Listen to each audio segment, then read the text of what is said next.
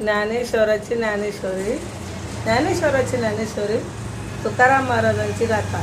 ज्ञानेश्वराची ज्ञानेश्वरी, तुकाराम महाराजांची गाथा. नामदेवरावाच्या चरणी माझा माथा, नामदेवरावाच्या चरणी माझा माथा. सोन्याच्या मंगळसूत्राच्या 2 वाट्या सौभाग्याची खून. कैलास रावांचं नाव घेते मी, भुजबळ घराण्याची सून. अरे वा.